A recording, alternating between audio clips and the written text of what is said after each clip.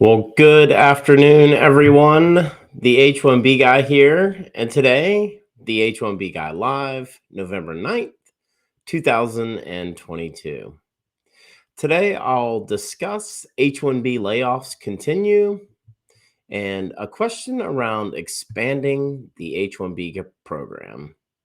But before we get started, I'd like to ask you, if you haven't already, to please subscribe to the H1B Guy channel here on YouTube and like this video so that I can continue to produce more content like this for you. I also wanted to mention that H1B Guy offers a variety of consulting services. I help businesses and individuals solve complex work authorization issues in the recruitment process while bringing awareness to employment-based immigration benefits. If I can help you, please reach out. I'd love to hear how. And you can book an appointment directly with me via the h1bguy.com. Today's live stream is brought to you by Syndesis and Path to Canada, the ideal plan B for high-skilled immigrants currently located in the U.S. whose status may be uncertain, by PERM-Ads.com, the industry leader in providing a seamless experience for employers and immigration attorneys navigating the complex PERM recruitment ad phase of the labor certification process, and by Mob Squad. Are you a technology professional facing U.S. work visa-related challenges? Don't leave your fate up to chance. Our partner Mob Squad has a solution. Join the squad. Well, it seems like over the last several months, we continue to hear about these waves of layoffs from fintech and tech startup all the way to big tech. And over the last week, with a lot of the news that's been breaking from the massive layoffs that have gone on at Twitter, the hiring freeze and potential layoffs with Meta, Salesforce announcing large reductions in force, Lyft, Stripe. The common theme here is big tech companies that really expanded a lot towards the end of 2020 and through 2021. And now what we're seeing is an emphasis on profitability and reducing workforce, right? Workforce meaning employees, and employee salaries are the absolute largest expense for most organizations. And so when we start to look into this and what that means, big tech specifically, our Twitters and our Metas, right? That have done a lot of perm labor, a lot of green card sponsorship, and what that means when we talk about adjustments of status, filing I-485s. You have to answer a question as part of that. Through kind of the perm labor certification, you have to answer: has anyone been laid off in a similar role? Has your company experienced or had any layoffs? So this brings into question what that means going forward. And last H1B Guy Live that I had, which was on October the 26th, I covered a Dear Sophie blog post on TechCrunch and on Alcorn Immigration Law's website that was titled, how can I protect my H1B and green card if I'm laid off? And can my startup hire laid off people on H1B? Just yesterday, a new Dear Sophie was put out, and it was titled, how can I stay in the US if I've been laid off? And there's a link in the video description below. And some of the highlights that I picked up, and I've talked about some of this last week, and I think, or a few weeks ago, and I think it's good just to revisit this because, again, we talk about all the time the purpose of the H1B Guy channels to help keep you informed so that you can make the best decisions for you and your career and your family, right? Your livelihood. So the blog post starts off by saying, quote, when individuals who need visa sponsorship get laid off, we often hear their highest priority is to maintain their ability to stay in the United States beyond the 60-day grace period, especially if they own a home, have a spouse, or have dependent kids in school. So what they need to do if they can't get a job that offers visa sponsorship within the 60-day grace period, or how can they finally follow their heart to explore their own startup business?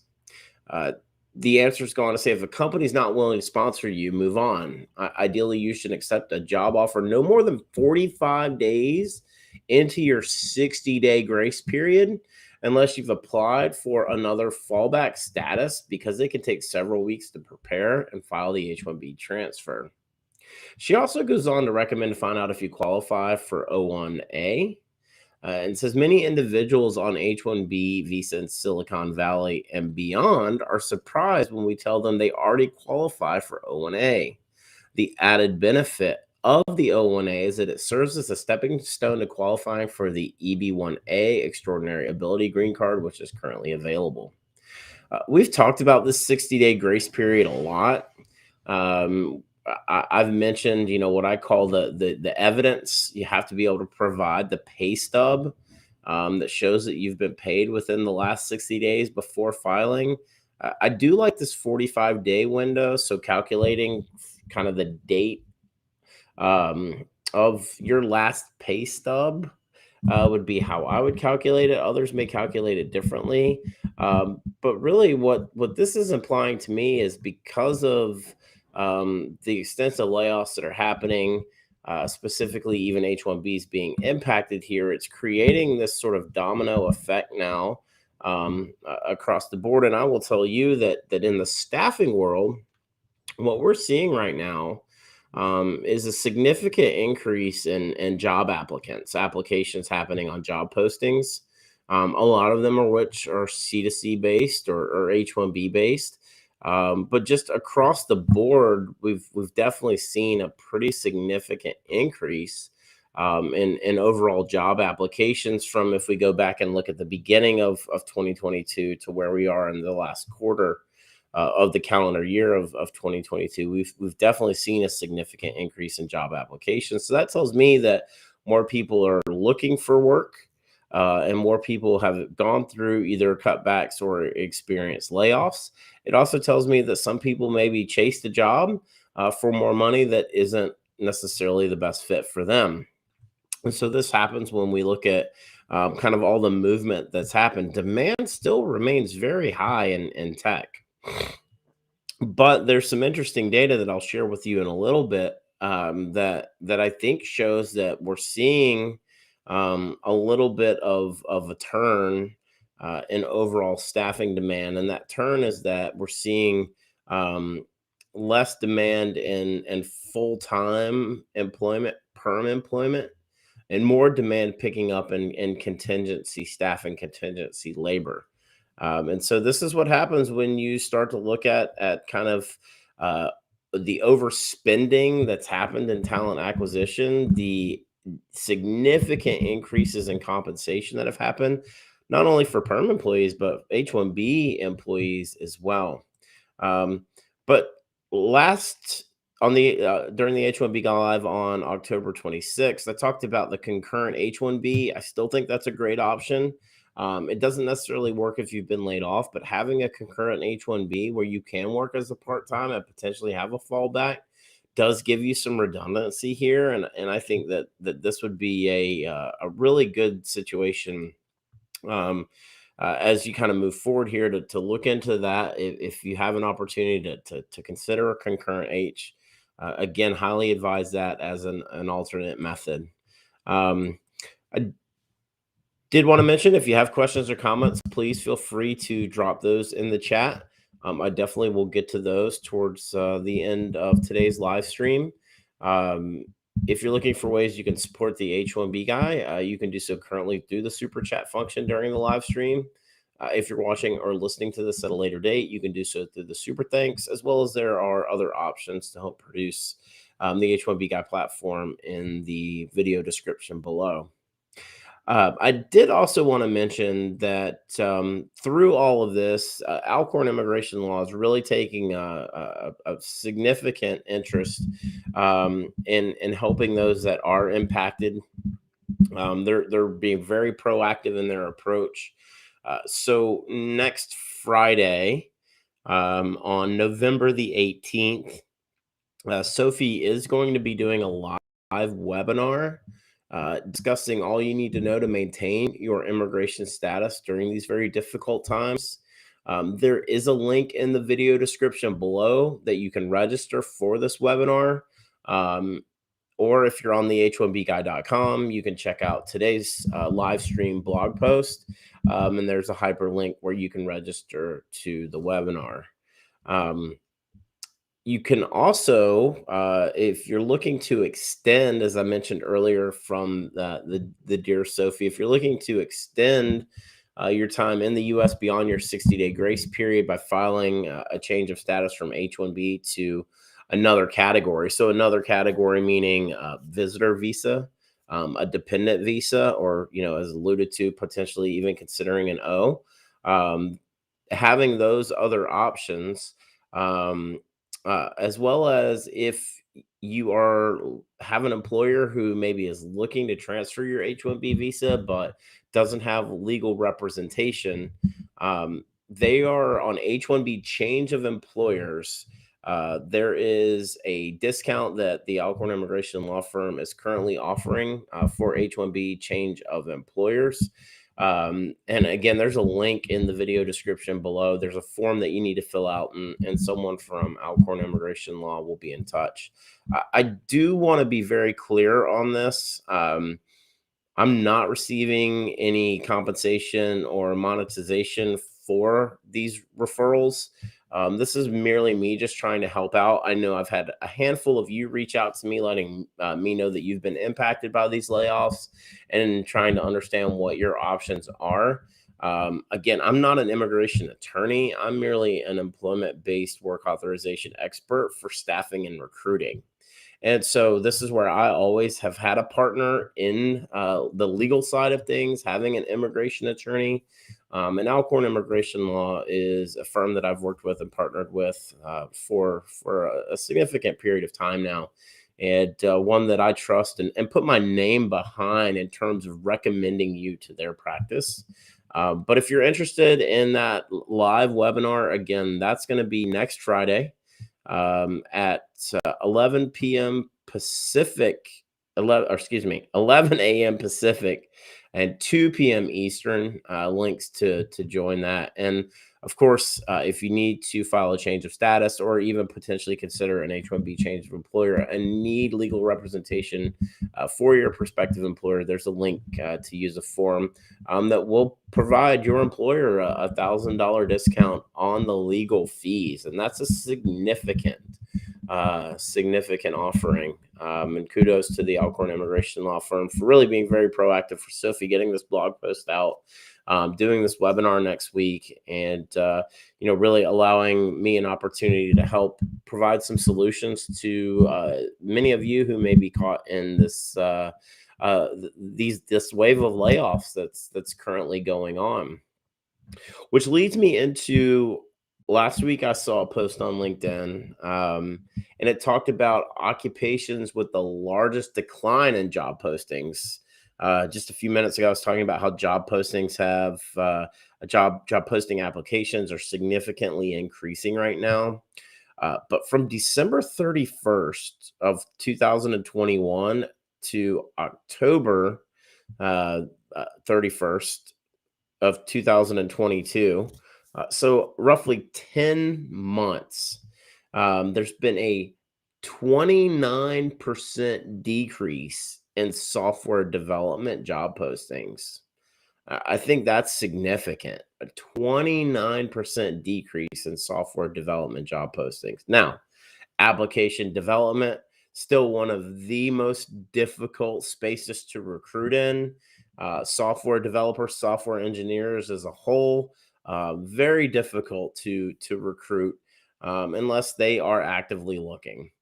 The other thing that caught my eye here was there was a 26% decrease in mathematics and a 20% decrease in scientific research and development. So while for most of 2021 and a lot of 2022, we saw this very aggressive hiring and employment expansion.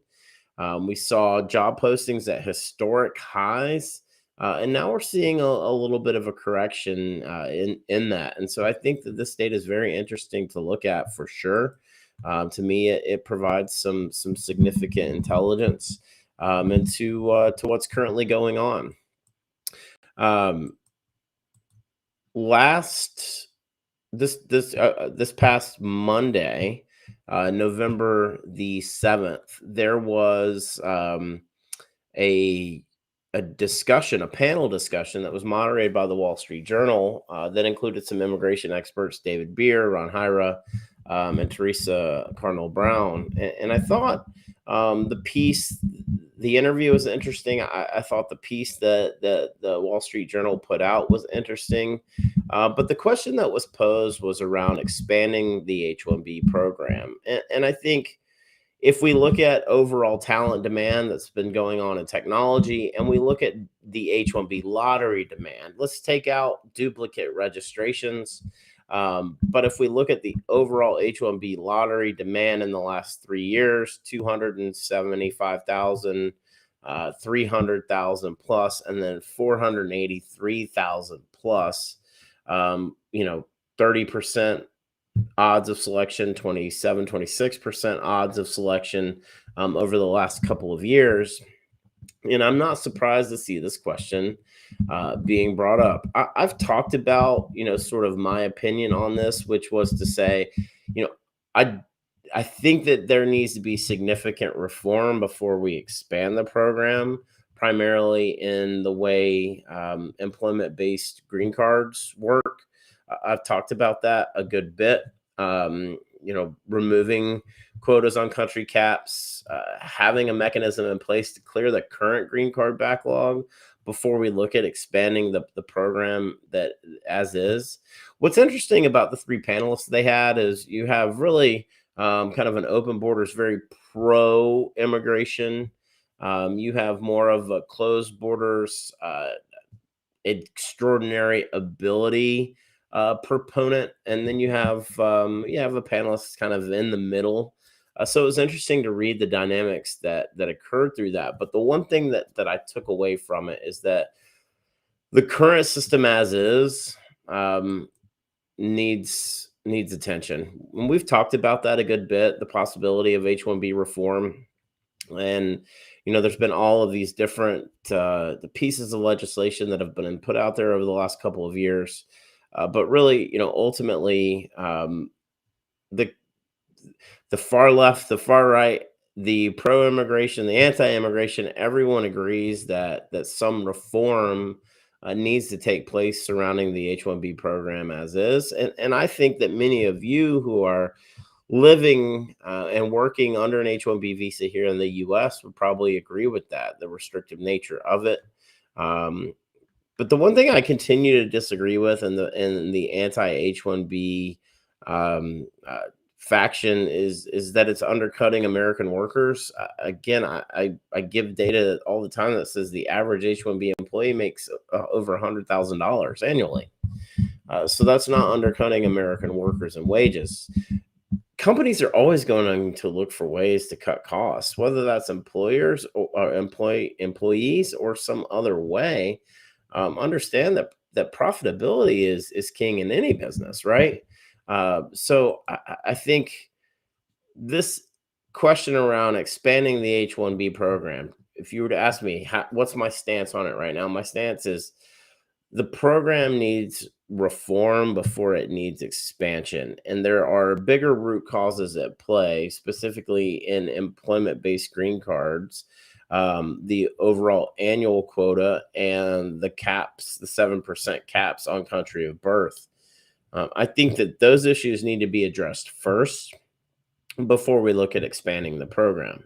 Now, I have mentioned in the past that I do see a scenario where expanding the advanced degree exemption category, a U.S. master's or higher category, right, which is currently 20,000, expanding that to be equal to international degrees, that's 65,000. So now you're talking about 130,000 annually. I foresee where this could be a path that is decided to go down, which is expanding the advanced degree exemption category for H1B specifically. Again, we're talking about U.S. educated, many of which go under an OPT, OPT, EAD, STEM, and have anywhere between 1 to 3 lottery attempts. And it's because they're competing in that 20,000 space. And so I can see a scenario where we may see some expansion in the advanced degree category, but for right now, I'm not sure if anything's really going to happen as it relates to H1B reform. Um, in a matter of, I think, 5-6 days, uh, Congress will reconvene and have a very small window of time between now and the end of the year.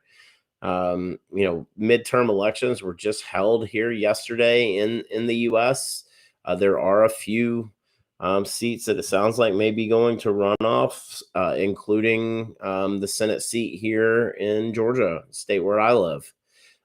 So a lot really is taking place here over the last 24 hours, and I think you're going to see. Coming up, really, it's all going to be about the budget, right? And how they go about approving the budget as we move into 2023. I think that'll be at the forefront.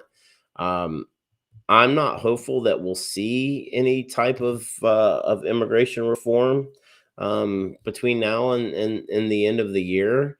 I've talked about it a good bit. I covered the Rep.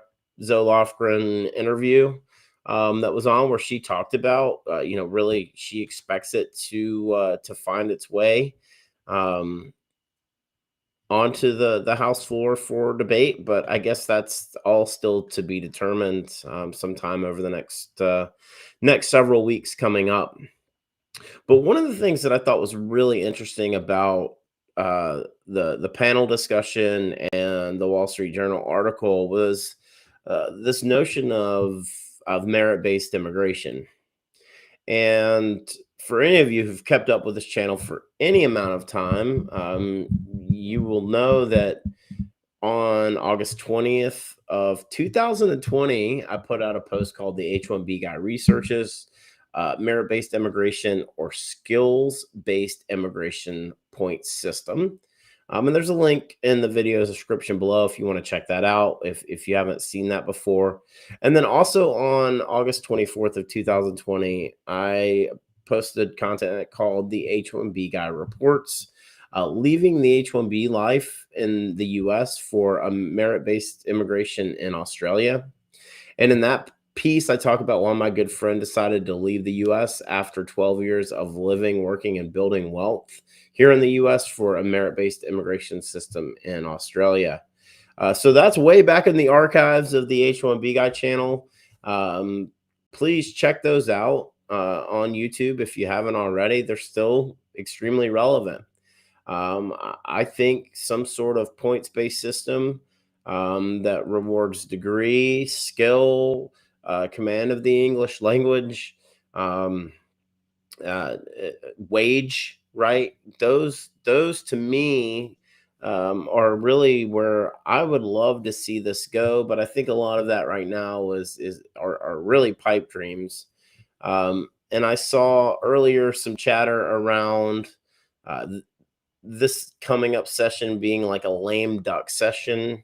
And that if something were not to happen for immigration during this session, that they did not expect there to be significant reform surrounding immigration until after the 2024 election, which is pretty crazy to think that 2 more years of a lot of the same. And what's interesting about that is in 2020 and 2021, when I was covering my expectation of the Biden administration, and I talked about it being a lot of the same. And a lot of people disagreed with my opinion on that, but I think we've very clearly seen behavior that showed you a lot of the same. So if you have questions or comments, please feel free to drop those in the chat. I definitely want to take a few minutes to get to those here this afternoon. I also wanted to mention, if you're looking for ways to support the H1B Guy platform, you can currently do so through the super chat function here on YouTube. Or if you're watching or listening to this at a later date, you can do so through the super thanks. But would like to ask you, if you haven't already, make sure you're subscribed to the H1B Guy channel. Click the bell for notifications, and please like this video so that I can continue to produce more content like this for you. Um, I did want to mention, I saw on a comment, um, and I haven't had a chance to respond back to that, and I do apologize. I've been really terrible lately about responding to comments on my videos. Just not enough time in the day, unfortunately, and I don't have a great excuse. I just have completely neglected that. But somebody left me a comment, I believe, in the last few days that said, um, they've followed and watched my content for a significant period of time, and recently received their green card and EB3. And man, I just wanted to say congratulations and thank you for your ongoing support. I really appreciate it. I love to hear those kind of stories. I hate the stories that I've heard from many of you over the last week about being impacted by these layoffs and reaching out and wondering what your options are. So that's why I wanted to spend some time today talking about what's been going on with Alcorn immigration law and some of the offerings that they're currently putting out there. But if you have questions or comments, I'm going to go ahead and pull one up that I have right now.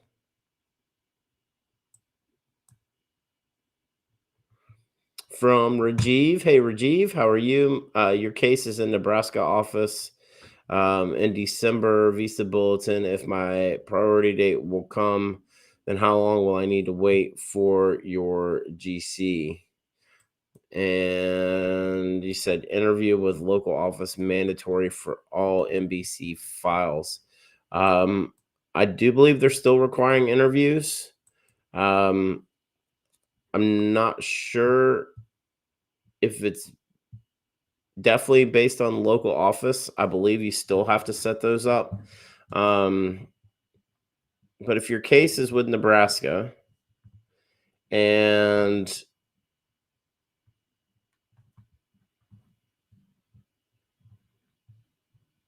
you're assuming that you're going to be current for December, I know Nebraska has been painfully slow. I was actually looking at this data the other day, and I've covered this a good bit.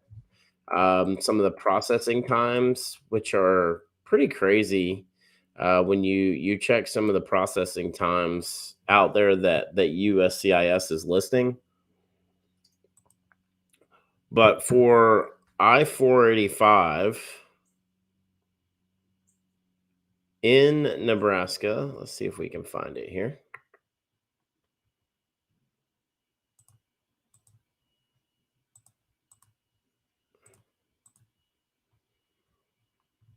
It's showing 21 and a half months currently. I saw Texas, or what's known as the SRC, uh, Texas was like 48 months. It's pretty crazy to see how painfully behind they currently are. But I don't know if I answered your question. I believe that local office interviews are still mandatory. Um, but how long will you need to wait? Based on current processing time, but I'd say you're looking at probably close to November, probably like August of 24. Sounds crazy when you say it like that, but yeah, roughly August of 24. VSS, any chance of priority date for March 2014 becoming current for EB2 in this fiscal year? I don't think so. I don't see dates getting out of 2012 for the foreseeable future.